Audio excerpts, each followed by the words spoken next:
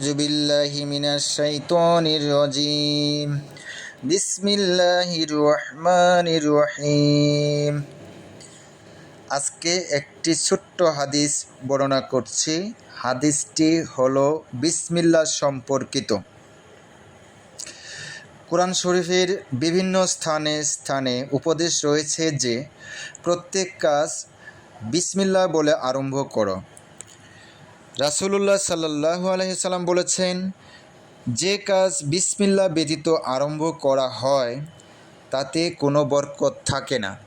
আমরা সবাই এই হাদিসটি জানি, বাট আমরা এটা পালন করি না।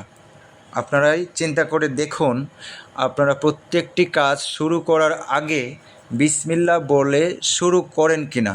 করে থাকলে তো আলহামদুলিল্লাহ, খুব ভালো। আর যদি না করে থাকেন তাহলে আজকে থেকেই আমরা প্র্যাকটিস শুরু করে দিই, প্রত্যেকটা কাজ বিসমিল্লাহ বলে আরম্ভ করি। ধন্যবাদ।